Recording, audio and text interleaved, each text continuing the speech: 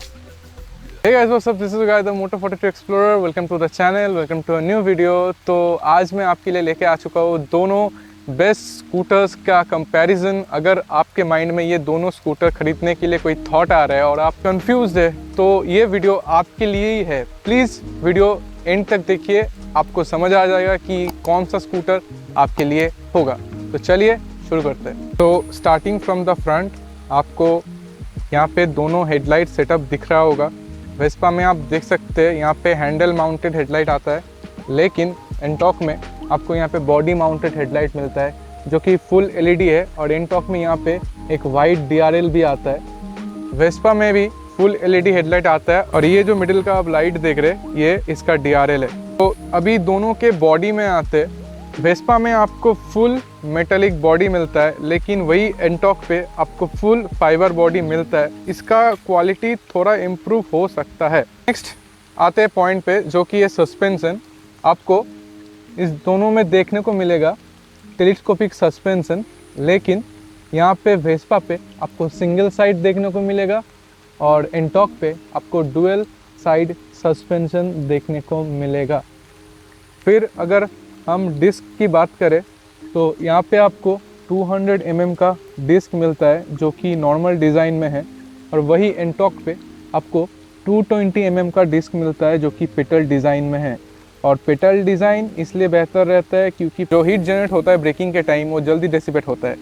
तो petal design इसके लिए बेस्ट रहता है। आपके ब्रेकिंग में कोई हीटिंग इशू नहीं आने वाला है और ब्रेकिंग अच्छे से होगा। अगर हम सीट हाइट और ग्राउंड क्लियरेंस की बात करें तो यहाँ पे आपको सेम ही मिलता है, उसमें कुछ चेंजेस नहीं है। आपको ग्राउंड क्लियरेंस यहाँ पे दोनों में 155 मिलीमीटर मिलने वाला है और सीट हाइट आपको 770 मिलीमीटर मिलने वाला है। तो इनमें कोई चेंजेस नहीं है, दोनों में सेम है। तो टायर प्रोफाइल की हम बात करें तो एंटॉर्क में फ्रंट में आपको 100/80 12 इंच का ट्यूबलेस टायर मिलता है, वही वेस्पा पे आपको 110/70 11 इंच का ट्यूबलेस टायर मिलता है। रियर टायर प्रोफाइल की हम बात करें यहाँ पे तो वेस्पा पे आपको मिलता है 120/70 10 इंच का टायर, वही एंटॉर्क पे आपको मिलता है 110/80 12 इंच का ट्यूबलेस टायर। दोनों में ही ट्यूबलेस टायर आते हैं फ्रंट में और रियर में। तो पीछे अगर हम टेल लैंप्स पे आए, टॉप पे आपको एलईडी टेल लैंप मिलता है, वही को वेस्पा पे एलईडी टेल लैंप नहीं मिलता है।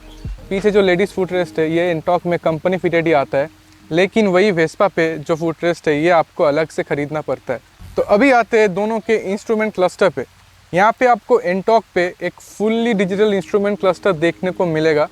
जब आप इसको ऑन करेंगे तो यहाँ पे एक डिस्प्ले आएगा, फिर यहाँ पे जो राइडर का नाम होगा वो आएगा। यहाँ पे एक हेलमेट का सिग्नल भी आएगा हेलमेट पहनने के लिए। यहाँ पे आपका फ्यूल गॉज हो गया, यहाँ पे आपका टाइम हो गया, ये टोटल ओडो हो गया, ये ट्रिप हो गया। यहाँ पे 2 बटन से, एक मोड का और एक सेट का। यहाँ से आप अपना मोड चेंज कर सकते हैं। और यहाँ पे जो टेल्टेड लाइट्स है ये इंडिकेटर का, ये राइट का, ये लेफ्ट का है। यहाँ पे आपका हाई बीम का है, ये रिजर्व का है, ये इंजन मेल फंक्शन है। और ये लाइट उसलिए है जब आप अपने फ़ोन से ये स्कूटर कनेक्ट करेंगे, जब कॉल या नोटिफिकेशन आएगा तो ये लाइट ब्लिंक होगा। अभी आते हैं वेस्पा की इंस्ट्रूमेंट क्लस्टर पे। आपको यहाँ पे दिख रहा है ये सेमी डिजिटल इंस्ट्रूमेंट क्लस्टर है।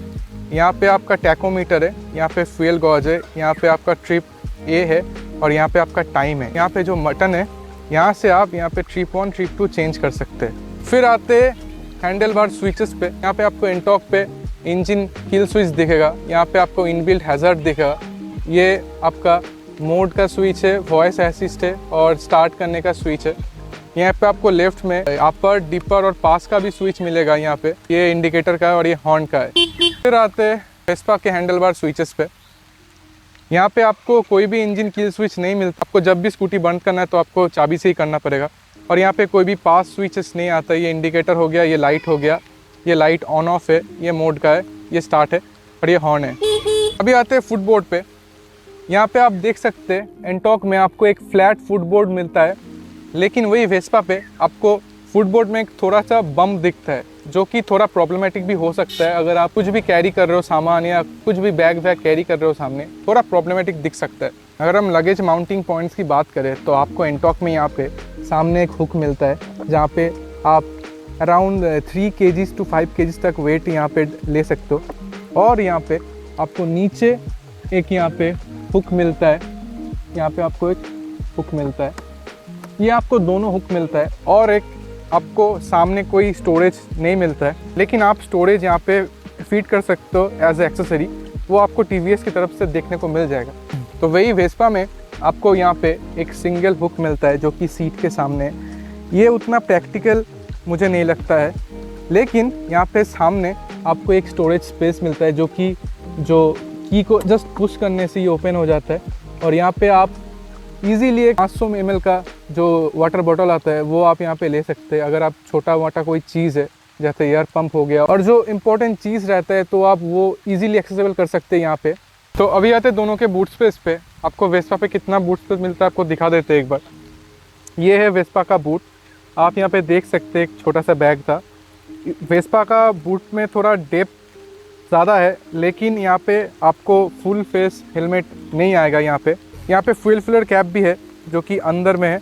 यहाँ पे आपका USB चार्जर मिलता है आपको यहाँ पे, और यहाँ पे आपका एक बूट लाइट भी है जो कि अच्छा है। लेकिन एक ड्रॉबैक है वेस्पा के बूट में। वेस्पा का बूट बहुत ही हीट होता है। अगर आप 10 किलोमीटर या 15 किलोमीटर कहीं पे भी जाओ, ये बहुत जल्दी हीट होता है और बहुत ही हीट होता है। अभी आते हैं एंटॉक के बूट स्पेस पे। यहाँ पे आप देख सकते हैं ये है एंटॉक का बूट स्पेस। यहाँ पे भी आपका फुल फेस हेलमेट नहीं आता है। आप यहाँ पे एक हाफ फेस हेलमेट आराम से ले जा सकते हैं, लेकिन यहाँ पे आपका फुल फेस हेलमेट नहीं आता है। यहाँ पे आपका USB चार्जर मिल जाता है, ये आप देख सकते हैं, ये यहाँ पे है।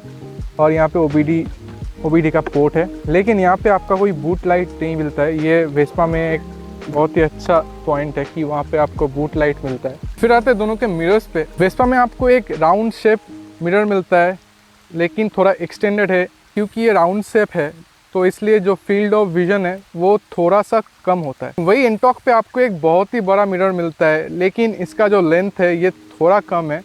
लेकिन आपका जो यहाँ पे फील्ड ऑफ विजन रहने वाला है ये बहुत ही अच्छा रहने वाला है। अभी आते हैं दोनों के पावर फिगर्स पे। आपको यहाँ पे एंटॉक में 10+ bhp का पावर देखने को मिलता है, लेकिन वही वेस्पा में आपको थोड़ा कम पावर देखने को मिलता है। ये पावर डिफरेंस आपको नॉर्मल सिटी राइड्स में नहीं दिखेगा, नहीं महसूस भी होगा, लेकिन अगर आप माउंटेन से हिली एरियाज पे जा रहे हो तो आपको यहाँ पे पावर एफिशिएंसी वेस्पा में देखने को मिलेगा। क्योंकि मैं जब एंटॉक लेके दार्जिलिंग गया था तब मैं विथ पिलियन विथ लगेज मैं आराम से जो स्लोप्स रोड्स थे वहाँ पे आराम से जा रहा था, लेकिन वहीं पे वेस्पा सिंगल राइडर के साथ लगेज के साथ नहीं जा पा रहा था, पीछे से पुश करना पड़ रहा था इसको।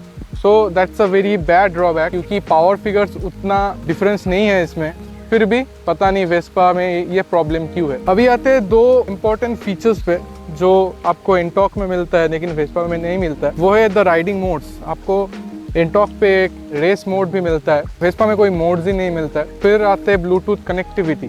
आपको एंटॉक में ब्लूटूथ कनेक्टिविटी देखने को मिलेगा, लेकिन वही वेस्पा पे ये ब्लूटूथ कनेक्टिविटी आपको नहीं देखने को मिलेगा। आपको यहाँ पे एक वॉइस असिस्ट भी देखने को मिल जाएगा, लेकिन यहाँ पे कोई वॉइस असिस्ट का स्विच नहीं है। जिनको फीचर्स, स्पोर्ट्स लुक और एक अच्छा परफॉर्मेंस पसंद है उनको शायद एंटॉक पसंद आएगा, लेकिन जिनको एक क्लासिक रेट्रो लुक के साथ एक सूदिंग स्कूटर चाहिए उनको वेस्पा ज़रूर पसंद आएगा।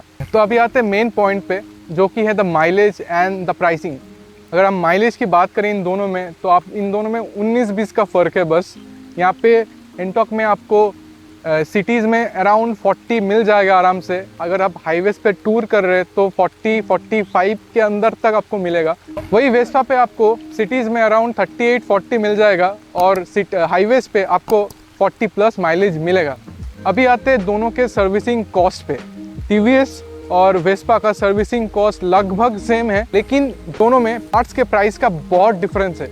क्योंकि वेस्पा थोड़ा कॉस्टली आता है पार्ट्स में, वही एंटॉक थोड़ा चीप आता है पार्ट्स के मामले में। अभी आते हैं मेन पॉइंट पे जो कि है द प्राइसिंग। मैंने जब एंटॉक लिया था तब ये ऑन रोड प्राइस था इसका 1,21,000 बर्धमान में। वही वेस्पा का आपका ऑन रोड प्राइस आता है 1,65,000 में। इन दोनों स्कूटर्स में आपका जो प्राइस है वो एक बहुत बड़ा डिसाइडिंग फैक्टर होने वाला है।